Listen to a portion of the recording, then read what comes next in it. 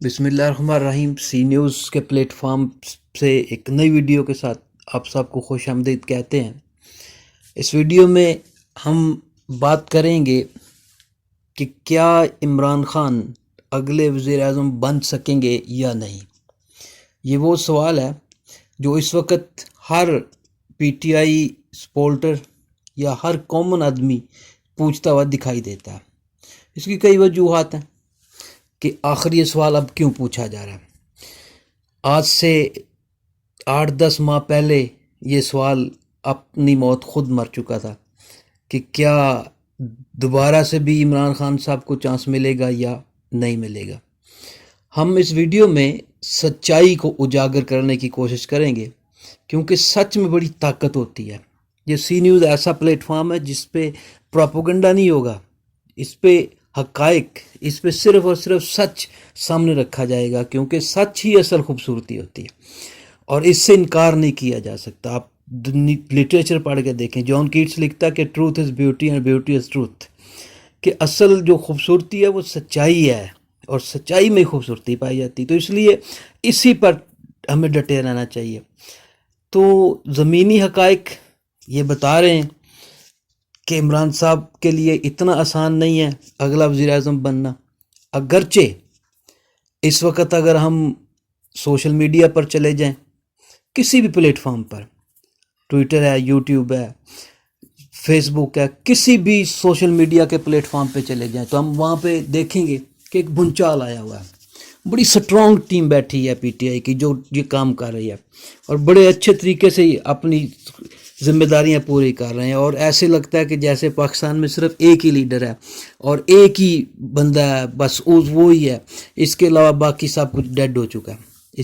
اب تو خیر دوسری سیاسی جماعتیں بھی میدان میں آ چکی ہیں، انہوں نے بھی اپنے سوشل میڈیا ونگز بنا لیے اور اچھا خاصا جو ہے نا وہ بھی اب ورک کر رہے ہیں، جواب دینے کی پوری کوشش کرتے ہیں چونکہ اب انہیں اندازہ ہوا کہ ان پلیٹ فارمز کی کیا اہمیت ہے. بہرحال یہ سوال پھر بھی اپنی جگہ ہے کہ کیا عمران خان صاحب اگلے وزیر اعظم ہوں گے یا نہیں ہوں گے. پی ٹی آئی سپورٹر سے اگر آپ یہ سوال پوچھیں گے تو وہ فوراً کہیں گے کہ ہاں جی کبھی ہو ہی نہیں سکتا ہے. اس وقت ہر سروے، جتنی رپورٹس آ رہی ہیں وہ ساری کی ساری عمران خان صاحب کے حق میں آ رہی ہیں کہ ان سے بڑا اس وقت کوئی رہنما نہیں ہے. دوسری طرف دلائل بھی دیں گے. اس وقت بہت بڑی بات ہے، بہت سارے مختلف ممالک کے سفیروں نے ان سے ملاقاتیں شروع کر دی ہیں، بین الاقوامی لوگوں نے بھی ان سے رابطے کرنا شروع کر دی ہیں. تو اس طرح کی بہت ساری دلیلیں دی جاتی ہیں، لیکن پی ٹی آئی سپورٹر یہ جاننے کے لیے تیار نہیں ہے کہ ہمارے ہاں سچائی کو کس طرح لپیٹ دیا جاتا ہے. بات چھوٹی سی ہے کہنے کو کہ اس کو کس طرح سے لپیٹ دیا جاتا ہے، کیونکہ اس وقت بھی اگر ہم گراؤنڈ ریالٹیز کا جائزہ لیں، اگر ہم یہ کہیں کہ پنجاب میں جہاں سے نون لیگ جیتتی تھی اور اقتدار میں آتی تھی یہاں وہ ڈیڈ ہو گئی ہے کیونکہ مہنگائی بہت ہوئی ہے، ان سے اچھی طرح سے حکومت چلائی نہیں جا سکی، شہباز شریف نے خود نون لیگ کو ڈیڈ کر دیا. ایسی بہت ساری باتیں کی جاتی ہیں کہ نہیں اب کسی دشمن کی ضرورت رہی نہیں، کسی مرد مقابل کی ضرورت ہی نہیں رہی تھی. ایسی یہ باتیں کی جاتی ہیں، لیکن اس کا مطلب یہ بھی نہیں ہے کہ جناب یہ بالکل ڈیڈ ہو گئی. دیکھیں جو ضمنی انتخابات بائی الیکشنز ہوئے تھے جب عمران خان صاحب خود پرائم منسٹر تھے، اس وقت ان کے نتائج کیا نکلے. جب وہ وزیر اعظم نہیں رہے، حالات بدلے، پھر جو ضمنی انتخابات ہوئے ان کے نتائج کیا نکلے. دونوں کو سامنے رکھیں، پھر بات کریں کہ لوگوں کا مزاج کا آپ کو پتہ چلے، لوگوں کی سوچ کا آپ کو پتہ چلے کہ لوگ صاف ظاہر ایک عام آدمی بیچارہ، اس کو تو سستا آٹا چاہیے، اس کو تو کھانے پینے کی سستی چیزیں چاہیے، وہ تو اس کی تلاش میں ہے اور اس کا حق بنتا ہے. اتنا سادہ بیچارہ، اور پھر پاکستانی ہو سادہ نہ ہو کبھی ہو نہیں سکتا.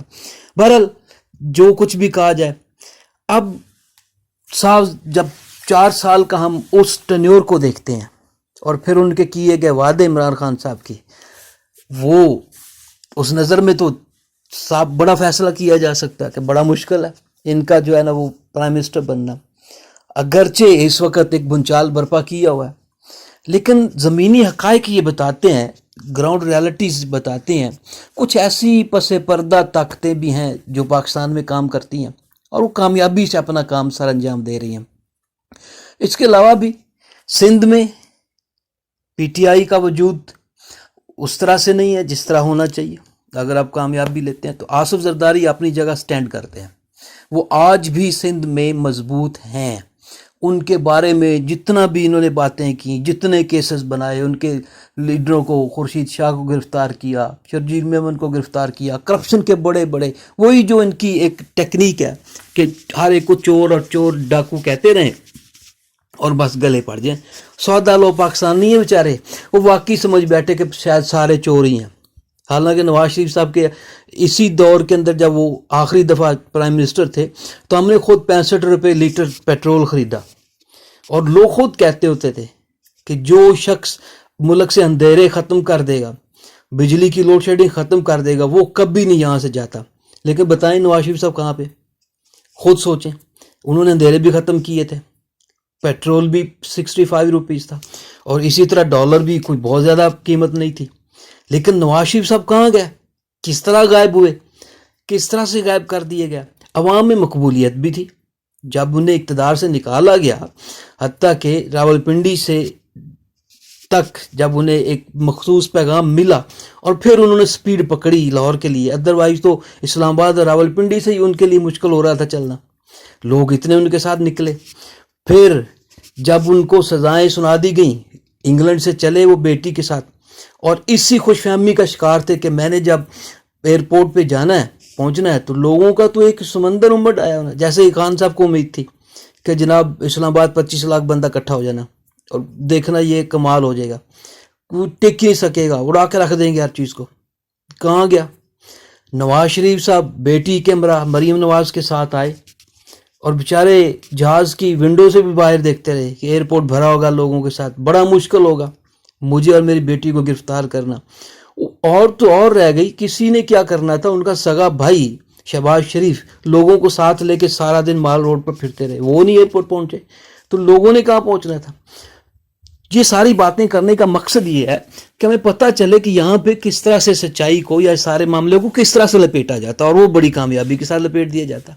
तो इमरान खान साहब डटे हुए हैं, भरपूर तरीके से एस्टेब्लिशमेंट का भी सामना कर रहे हैं, तकारीर भी अच्छी करते हैं, हर दूसरे दिन अपने प्लेटफार्म से कौम से मुखातब भी होते हैं और ललकारते भी हैं उसके अंदर, और फिर साथ साथ अपनी मजबूरियाँ बताते हैं कि जो मैंने पिछला इतना साल गुजारे बड़ा मजबूर आदमी था, मैं कमज़ोर था। कमज़ोर इसलिए था जनरल बाजवा ने सारी ताकतें रखी हुई थी, मुझे तो कुछ दिया हुआ नहीं था, तो इसलिए मैं तो कमज़ोर था, मेरे पास था कुछ नहीं, लेकिन मैं इक़्तिदार को छोड़ने का मैंने फ़ैसला नहीं किया। हालांकि इतने बड़े लीडर के लिए इतनी बड़ी सोच, नेल्सन मंडेला की जो मिसालें दें, जिसने अपनी आधी ज़िंदगी जेल में निकाल दी। भाई अगर आप उस वक़्त कमज़ोर थे, आपके पास ताकत नहीं थी, आप इक़्तिदार छोड़ के लोगों को बताते कि आओ भाई मेरे साथ, यहाँ तो ये सूरत हाल है, तो उस वक़्त कुछ माहौल कुछ और बनता, शायद इस तरह का कोई अपॉर्चुनिस्ट, कोई मौका परस्त सामने ना आता। लेकिन ये सारी चीज़ें नहीं सोची गई। तो अभी अगर ये कहा जाए कि हम अपनी इस मकबूलियत से जो प्राइम मिनिस्टर बन जाएंगे, देखें आने वाले वक्त बारे में तो खुदा ही बेहतर जानता है, लेकिन हम कम अज़ कम माजी को देखते हुए हाल के लिए एक अच्छा फैसला कर सकते हैं। नो डाउट इमरान खान के लवर्स के लिए शायद ये लफ्ज़ मुश्किल हो, लेकिन हक़ाइक़ ये बता रहे हैं कि यहाँ पे मामलात कुछ और हैं, ज़मीनी हक़ाइक़ कुछ और हैं और मामलात कोई और सूरत इख्तियार कर रहे हैं, और उनका इदराक करना ज़रूरी है। इतना आसान नहीं है इमरान खान साहब के लिए अगली दफ़ा फिर वज़ीर आज़म बनना, 2/3 अक्सरियत लेके आ जाना, क्योंकि सिंध में तो है ही नहीं है।